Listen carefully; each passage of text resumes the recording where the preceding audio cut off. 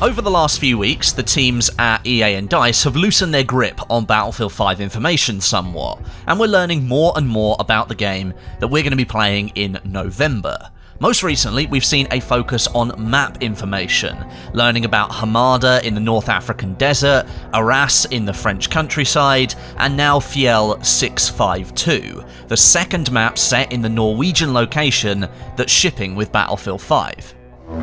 The information we have so far about Fjell 652 is still fairly limited, but we've been fed small drops over the last couple of weeks that give us overall a bigger picture of the map.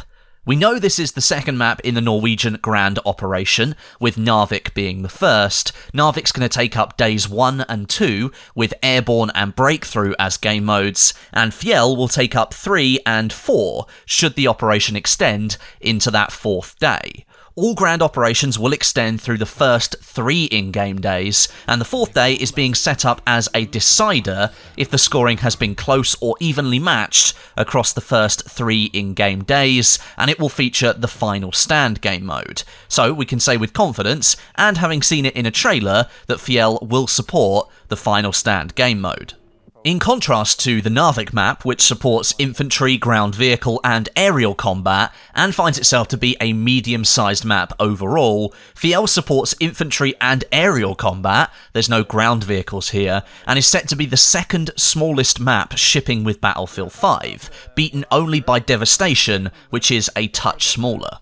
With the map only supporting those 2 different types of gameplay, this overview picture here gives us a much better understanding of how gameplay flow is really going to work. We've got steep slopes all around the mountain peaks, with a central cabin section likely going to be a focal point for infantry gameplay. The cabins being made out of wood, I'd expect those to be destructible and rebuildable with the fortification system, and it also be an area that planes above can focus on when engaging infantry on the ground. The gameplay that's been circling in the background for a while is of aerial gameplay taken from the recent Battlefield 5 Dev Talks episode, and it shows just how closely planes and infantry will likely be on this map. The ceiling for gameplay in planes hasn't really been shown off all that well in the gameplay. I'd expect it to be a lot higher, but you can see just how close to the ground these planes can really get.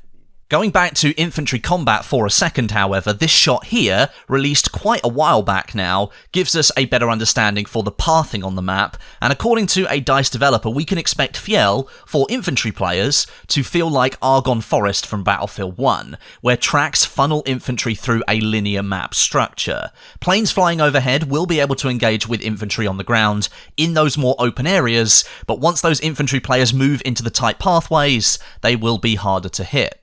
This image also shows one of the weather effects the map will support, which is of course heavy snowstorms. Now I know that some people find the adaptive weather in Battlefield maps to be more off-putting than adding to the action, but it has been stated by the DICE devs that they want these more extreme effects to bookend the matches rather than coming randomly in the middle of gameplay, and they should last for a shorter time overall to minimise their impact.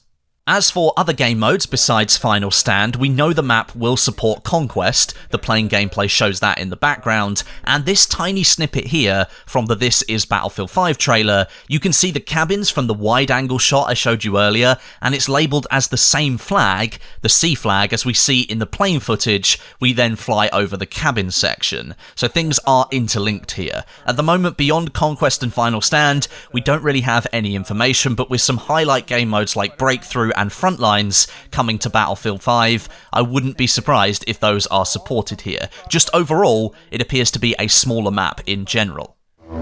From all the information we have so far, it seems like we've got an infantry-heavy, small-scale map set high up in the mountains that takes place during the Grand Operations mode after the main landings at Narvik down in the port. With the confirmation, the map will play somewhat like Argonne Forest from Battlefield 1, with its tight pathways that lead to more open sections, but with the added influence of aerial combat, I think we've got ourselves a nice little mix here. Fjell represents one end of the scale in Battlefield 5, the smaller end of maps, and other maps like Hamada and Twisted Steel, they sit right down the other end, offering massive scale, all-out ground vehicle combat, infantry locations and aerial gameplay, all thrown into one giant melting pot. Now, if Battlefield 3, 4, and 1 have taught us anything, it's that the Battlefield formula can work on almost any map size. Think back to Battlefield 3 Close Quarters, for as small as you can possibly go. But I think in Battlefield 5, DICE is offering a good variety of map sizes across that entire scale, rather than focusing purely on smaller, chaotic maps, as was previously feared when players first saw Rotterdam, which was of course the open beta map that was significantly smaller than Narvik, the closed alpha map, and some people didn't think that Narvik was big enough. It seems like DICE does really have us covered here. So there you have it, Fjell 652 and a little bit of gameplay of it. Let me know what you think of this map down below in the comments, share your opinions, and get yourself subscribed to the channel if you aren't already, so you don't miss out on any important Battlefield 5 information. But thank you very much for watching today, and until next time, my name is Westie, and I'll catch you guys in the next video.